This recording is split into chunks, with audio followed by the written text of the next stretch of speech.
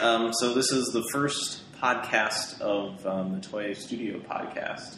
Well, actually, it's the second attempt at the first. There were problems. Technical difficulties. I got a medal for crashing a Mac. MacGuffin kicked the server. Yes, to say the least. But anyway, what's the name of the podcast? I think we're going to call this Inside the Toy Box. Robin gave us this name. It was good. My unoriginal name was The Toy Cast, but Inside the Toy Box, I like that.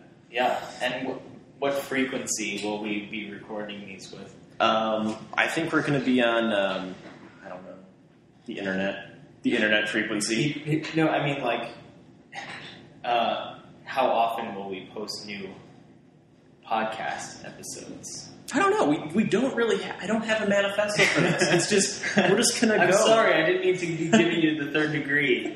I'm supposed to be interviewing everybody here. Why are you doing this, Ryan? I'm sorry. I'm so sorry. Anyway, well, let's introduce ourselves. I think by now, I think it's a good point to introduce ourselves. I'm Ryan Olson. I am the community manager for Toy Studio. I'm Rob Lockhart. I'm a designer here at Toy Studio. I'm Pavel. I'm a programmer and the person who did the previous record. Just kidding. We think. No, we're going to talk about Squishy's Revenge today. I think it's fitting for our first podcast that we talk about our first widely available game. Not counting Candy Dream. But, since this is going to live on pods. Yes. So does Squishy. Yeah. Right. Yeah. So just kind of the history of how Squishy got started. I know you were at some Game Society Learning thing in Madison. Yeah. So there was this conference called Games Learning Society, and I took a week off to go to this conference. So I felt a little guilty about that, so I gave myself some homework, which was just to come up with a bunch of really, really simple mobile game ideas, with a touch interface in mind. And one of the ones that I came back with evolved into Squishy's Revenge. Some other ones, if you want to... Well, no, I probably shouldn't because maybe we might make those games someday. Secret games. Like that. Secret games are the best kind of games. You don't even know you're playing them until you're playing them. Or maybe, I don't know about this like the internet philosophy is more about openness. Maybe I should tell the games that we might make someday, or not. The internet never forgets. So, I think let's just stick to Squishy for now. Okay. The Squishy's world is kind of unique. You kind of start off in these rolling hills, and then you end up in a unicorn happy fun land. Yeah. Like, what is there some sort of interpretation of his journey? Going from this rolling hill through the mountains to a unicorn happy fun land? Or am I reading way too much into this? This is just like a fun game that we all like playing. I mean, the story is kind of the same as... it's like the classic Mario video game story where there's something that's been taken away from you and you have to go through... you have to jump through a bunch of hoops to get it back. And... so that takes you through a bunch of worlds, and there's There's sort of a normal grassy plain. There's snow. There's like a fall kind of mountain scene. There's the unicorn happy fun land, and what's the underwater world? Oh, underwater. Sorry. But the underwater world, Pavel, that's like you were stuck here at a thunderstorm, right? And you were able to program in the little bubble poppings, right? Yeah, I was like stuck at the office as we said, but I had plenty of time to like do something. And I was like, hey, let's do those neat things like underwater world bubbles and like smooth transitions and stuff. Like it makes the game look more polished. The bubbles sort of became a mini game almost because you can pop them and make an audible sound. The mini game which occasionally leads you to use nuke or reset the level. Accidentally, press buttons. I showed some people the bubble popping, and like that's all they did for 5 minutes. Seriously, it is a mini game. I kid you not. Squishy as a monster kind of evolved over time too. Mm-hmm. he wasn't always squishy. Yeah, so Or it wasn't always squishy. right. We kind of go back and Gender forth on squishy undecided. gender, right. As far as I know, Jess said that she was thinking about the man, not female, when making squishy. So I actually had this Jess is the question artist. just because my wife said like, okay, it's she, not he. Like, no, sorry, no. She's like, just ask Jess. And just leave this problem, saying like, yeah, I suppose to be a boy, not a girl. I guess that solves it then. That's the mystery solved right here. And you know, girls do not destroy buildings and cities usually. Unless it's the attack of the 50-foot woman. Yes. The old... Explain that, Pavel. So no, but he was originally a Frankenstein. Right. So the gameplay, if you don't already know, is that Squishy lives on sort of a 15 puzzle inspired like sliding tile world, and so every certain number of slides that you do, Squishy will move by one space. And so the idea of having it be sort of a Frankenstein or a zombie or something was just to have something that had really predictable behavior, something that just seemed dumb and that you would have to guide it through the level. But amongst the sort of concept drawings that Jess did was Squishy, and I think everyone fell in love with the character design. Yeah, the very simple, clean lines. Just really, I mean, It's a very blob. it's a very expressive blob. Yeah, it looks like a cuter version of like Wobbuffet. The Pokemon. Yeah, I can see the resemblance.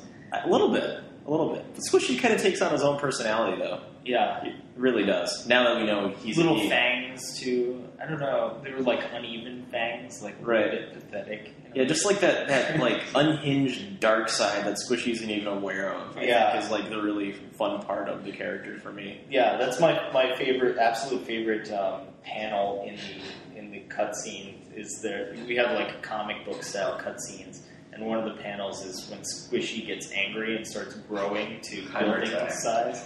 Yeah, it's very intimidating. Forming the Megazord. Yes. The not only did Squishy change a lot, the enemies changed. The original monster slider on the No Color just had the evil buildings. There wasn't a Dr. Spudget at that point, was there? Yeah, that's true. How did Dr. There weren't any story. Basically, we grafted that on. Yeah, I think the only reason it had a story was because we had a description box to fill in the No Color store. Like, oh man, so he's going after these evil buildings. Well, there's the story. I mean, I appreciate the fact that like the need to motivate things. I don't think people think about it when they start the game. Like that, Right. if you handed someone the game after the first cutscene and they had no idea why they were destroying buildings, I think they still would do it. Although my dad was like horrified because I showed him how to beat one of the levels, and he's like, "No, what did you do? Now the building's on fire." And I was like, "That's the whole point. You want the buildings to be on fire." Oh wow. Yeah. I guess that's... Way to make your parents proud. And now I'm on a watch list. Exactly. You want buildings to be on fire. You hear that, FBI? I shouldn't be here. And we're going to take a break. We're Yeah. staying here. We're getting this all down. Don't mind that person in the corner. Yeah, get out of here, troublemaker. But a lot of people did play Squishy's Revenge and Monster Slider. Even before it was done, we actually took a build to a local coffee shop quite often just to see how people were. That was fun. That was kind Pavel got the best person. Was that Roger? Yeah, that was Roger. He was the longest session player. He was Squishy fan patient 0, wasn't he? Yes, absolutely. exactly. That was awesome though. It's so good to see like. But yeah, we play tested this game a lot, and I remember going through a lot of revisions and at some point I realized there was Dr. Spudget. But yeah, it was just really neat to see that kind of evolution of the game. So that kind of leads us up to now, where we're releasing a new version, where there's there's a lot of different names for this thing. The Nuka-Corn, the Intercontinental Ballistic Unicorn, the Pegacorn. Somebody explain this. So before the monetization model for this game was you could play through World 1, but then after that you would have to purchase additional worlds. So in addition to doing some revisions so that people could get past World 5, which seemed to be pretty difficult, we also decided to go with a different pay model. So now, starting whenever Apple decides to approve the update, all the levels will be unlocked. So if you want to update, if you already have the app and you update, you should see all of the levels now. But we added this thing to make it easier also. So if you want, you can hit this nuke button, and we give you a free nuke, but if you want, you can buy more. And then the nuke, well, basically Squishy rides in on a winged horse with a horn. So a Pegasus unicorn hybrid thing, which is logical to me. It seems like it fits in his world. There's not a lot of special horse creatures out there. If you're a unicorn and there's a Pegasus around, it's a logical life partner. Well, before Rob go insane, go ahead. Talking briefly, we just have a unicorn that farts with bombs causing rainbow nukes. Hope that makes sense. Right, well, why didn't I just say it like that before? Yeah, in case Rob didn't go crazy enough with his prolonged explanation of Pegasus and unicorn, we'll just bust in with the unicorn farts and megaton rainbow explosions. So I think that kind of covers all. That's usually what happens when unicorn farts with a bomb. In short, it completes the level for you. Yeah, and it gives you 3 stars. In the most stylish way possible. It's really awesome. It's exciting to watch. It is. And you would never think a unicorn fart would be so exciting. But it really is. I wish I could never think about unicorn farts. It's like watching magic being born. Really.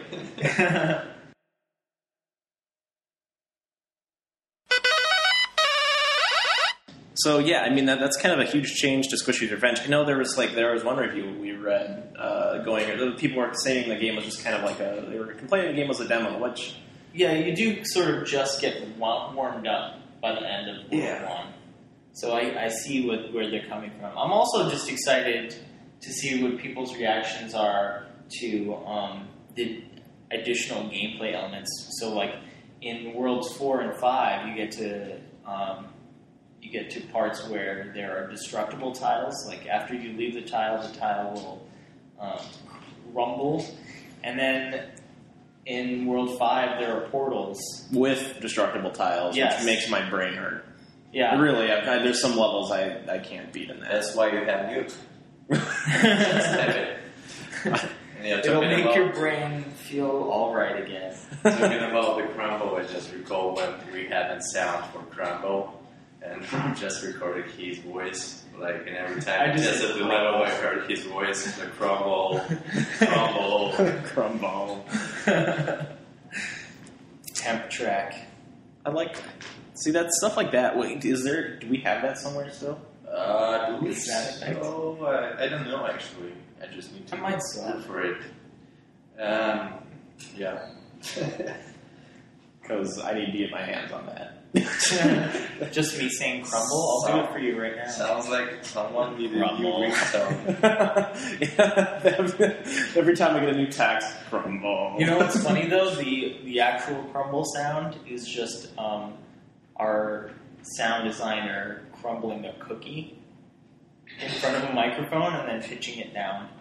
Really? Yeah. That's kind of incredibly cool. That's cool because the last time I have looked for cookies, breaking cookie sound, and I wasn't able to find any, so I found the free sound of breaking neck. I pitched it up, and it was like a sound for cookie breaking. It was a cookie breaking application, like Chinese cookies with fortunes. And like everybody, wow, such a tasty sound. So it sounds like cookie, yeah. Yeah. Holy That neck is a snaps. spine. Right. Cookie Monster, wow. Cookie Monster was a sound technician. You just show the next step, and that says you nothing. Like you still don't understand how to It's a solve matter it. of like how much information can we communicate to the user so that they feel like they're still solving the level, but it's enough so that they actually get a sense of how to solve the level. Yeah, so we will not reveal all the puzzle, but like part of it. So it was a problem. Yeah, just to work Then out. we decided just to cut it off, Yeah. and that's solved a lot of problems. Also, But a lot of games don't show you how to do it, though. I mean, if you look at some of the other, People get mad when you show them how to do it. right, yeah, Like in Super Mario Galaxy 2. yeah, like the Nintendo Help. There's like a lady that comes up, and if you say yes or whatever, she'll just like solve that part of the puzzle for you. And hardcore gamers are upset. Rabble. here we Grump. You can just say no. You can just do it yourself. We basically just introduced the skip version of that solving hint. So if you just feel yourself like upset because you're stuck in the level, you just apply the skip, which is very, very rewarding in terms of visual appearance. And then you can back later to that problem and just solve it if you feel so. Yeah, when you're in a better headspace, maybe. After you clear It's very tempting, even for levels that, I've designed the levels, so I know exactly how to solve them, but it's always very tempting just to hit the nuke button. Give us a pro tip. Give us a pro tip for some levels. Oh. Well, the whole mindset you have to get into is just like looking many steps ahead of Squishy, where the monster is, and just try and anticipate where they're going to be and set the stage for that. I don't know. From the player side, I could say like I have played through the Rocks levels like 1 billion times. I already can solve them. Probably Always better guys. than me. Yeah. So I was like always trying to check all the requirements for rewards, like 3, 1, 2 stars, and I was like trying to solve it as efficiently as possible. Yeah, and so yeah, basically the pro tip for player is like don't make a move at the start of the level. Just check out what is already solved for you, because sometimes rogue will just lead you through the level. And I saw some people. Yeah, a lot of the time you make it worse for yourself. Yeah, some people just make it worse and more complicated when they try to solve it. Like, okay, I just move this out and see what happens. I think we've covered it. Maybe next podcast we'll talk about Squishy in the Year 3000. But I think so far, I think we've covered it. So next podcast will be the year 3000. Probably, yeah. The Year 3000. Oh yeah. The year 3000. I'm not gonna join it. You're not? No. It's a lot of fun. Well, I think that does it for that. Wow. Amazing Aerosmith voice. We will cut this. That's going to be the lead. It's gonna be The theme ringtone. song. Recurring theme song for... I'll auto-tune it and add some beats to it. Yeah, you can buy the remixes for his voice on iTunes as well. Just look up Squishy's Revenge section. Right. It'll be the bestseller in the Squishy's Revenge section. It'll be the only seller in the Squishy's Revenge section too. So I guess by default we win. And yeah, for our podcast listeners, a special bonus. we have had hidden an Easter egg inside of the game. So if you will tap Squishy and remain your finger for like 4 seconds, you will find an Easter egg. I didn't even know about this. Yeah. Are you serious? That's true. Oh wow! So you just really tap Squishy? Yeah, just just tap Press and Squishy. hold Press and hold Squishy for like 4 or 5 4 or seconds. 5 seconds. Yeah. Okay, We I'm won't gonna tell do you this what like right happens. now. All right, I think we'll call it a podcast now. Yeah. Now that I've got like a mission. I've got a mission to do. So this is the first Inside the Toy Box. Hope you enjoyed listening. Hope you come back. I guess that's the key. Hope this computer doesn't crash. Hope this computer doesn't crash again.